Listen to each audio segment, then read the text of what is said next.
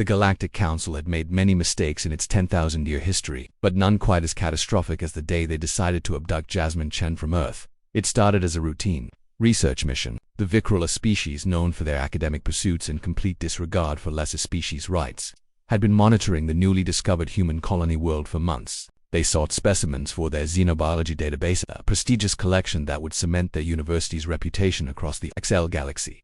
Jasmine was a graduate student at Mumbai Interstellar University, specializing in exoplanetary agriculture. She was conducting fieldwork in the remote highlands of New Bangalore when the Vicrol scout ship descended. The abduction was clean, professional, and by their standards perfectly legal. After all, the Galactic Council had yet to recognize humanity's petition for sentient status. The Vicrol had studied thousands of species. They knew how to handle prey animals, how to sedate aggressive specimens, how to maintain their collection. What they didn't know, what their senses couldn't have told them, was that Earth was classified by the few species who knew of it as a Class 12 Deathworld. Jasmine woke in a sterile containment cell, her head pounding. Through the translucent barrier, she could see dozens of other cells containing creatures from across the galaxy, most cowering, some sleeping, all defeated. The Vicro researcher, a being that resembled an oversized praying mantis with too many eyes, made notes on a holographic display. Subject appears docile. The researcher chirped to its assistant, "Begin standard examination protocol." But Jasmine wasn't docile. She was terrified, yes, but she was also analyzing. The cell's barrier hummed at a specific frequency. The guards carried energy weapons that seemed calibrated for stunning, not killing. The ship's gravity was slightly lower than Earth standard, maybe 0.8 g. The examination was humiliating and painful. The Vicrol prodded and scanned, taking samples with casual cruelty. When Jasmine tried to communicate, they simply increased the neural support. To them, she was no more capable of complex thought than the livestock they ate.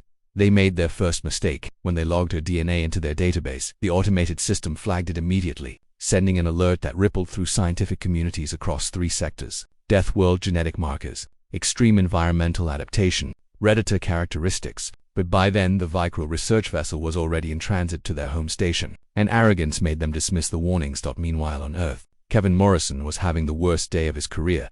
As a junior officer in the newly formed Terran Diplomatic Corps, Kevin had been assigned to monitor human citizens abroad in space. When Jasmine's emergency beacon went dark during her fieldwork, he'd immediately suspected the worst. His superiors had been skeptical space was dangerous. Accidents happened. Perhaps she'd simply fallen into a ravine. But Kevin knew Jasmine. They'd served together during the Mars terraforming crisis, before he'd transferred to diplomatic service. She was careful, professional, and always maintained her beacon. This wasn't an accident. It took him 3 days of calling in favors, bribing information brokers, and tracking ion signatures to find the truth. When he finally learned that a Vicro research vessel had been in the area, his blood ran cold. Kevin didn't go through official channels. The Galactic Council's bureaucracy would take months, maybe years. Instead, he contacted someone who operated in the shadows. Captain Elizabeth Lizzo Conquo, commander of the independent vessel Retribution's Edge. Her ship was technically a merchant freighter. Practically, it was a heavily armed rescue and recovery vessel that specialized in operations the Terran government couldn't officially acknowledge. They took a human for their collection, Kevin told her over an encrypted channel. "One of ours." Liz's face hardened. She'd been there when humanity first learned what the galaxy really thought of them prey species. Primitives, useful for labor and experimentation. "Send me the coordinates." The Vicrol research station was a marvel of academic architecture, orbiting a gas giant in the Theta 7 system. It housed over 200 researchers and their extensive specimen collection. They had never needed military defenses. Who would attack a university? Jasmine had spent 2 weeks in captivity when she heard the explosions. She'd used that time well. The neural suppressors couldn't fully contain a human mind. Evolution on a Deathworld had made human consciousness remarkably resilient. She'd studied the guards' patterns, tested the cell barriers, weaknesses, and quietly communicated with other prisoners using gestures and expressions. Many were intelligent beings, taken like her, underestimated like her. When the ship breached the station's hull, chaos erupted. The Vicrol had never faced real combat. Their species had evolved on a peaceful garden world, under a gentle sun, with abundant resources and no natural predators. The security team's first instinct was to flee. The researchers locked themselves in laboratories, hoping the invaders wanted only equipment. Kevin was the first through the breach, wearing combat armor and carrying weapons that made the Vicrol's stunners look like children's toys. Behind him came Liz's crew, a mixed unit of humans and a few alien species, who'd earned humanity's trust through blood and battle. "Find Jasmine Chen," Kevin barked over the squad channel. "Non-lethal force where possible, but the mission comes first." They found the containment level defended by automated systems, the Vicrol's last line of defense. Laser grids, stun fields, chemical deterrents designed to incapacitate aggressive specimens. The systems had been programmed by beings who'd never faced a species that hunted persistent predators across continents, that evolved to endure injuries that would kill most galactic species, that could override pain and fear through sheer determination.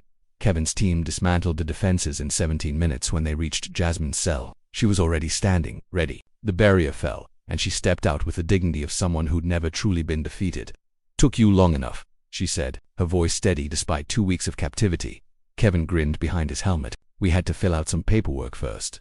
They freed every prisoner in that facility. The Vicral researchers watched in horror as their specimens walked out, escorted by the terrifying beings from the Deathworld. As the Retribution's Edge prepared to depart, Captain Okonkwo sent a message to the Galactic Council. Humanity officially petitions for immediate recognition as a sentient species. Failure to grant this petition will result in further diplomatic interventions. We've attached footage of our rescue operation as supporting evidence of our capabilities. The Council reviewed the footage. Humans breaching military-grade defenses, shrugging off stun weapons, moving with predatory efficiency through environments that would kill most species. They saw Kevin's team demonstrate problem-solving, compassion for other prisoners, and controlled violence. The petition was approved within hours. The Vicral University issued a formal apology, paid massive reparations, and completely reformed their specimen collection policies. Their researchers learned a valuable lesson that day, a lesson the galaxy would never forget. Never, ever, target someone from a death, because when you take one of their students, you don't provoke an individual. You provoke an entire species of survivors, warriors, and protectors who spent millions of years clawing their way to the top of the most brutal food chain in known space, and they will come for their own.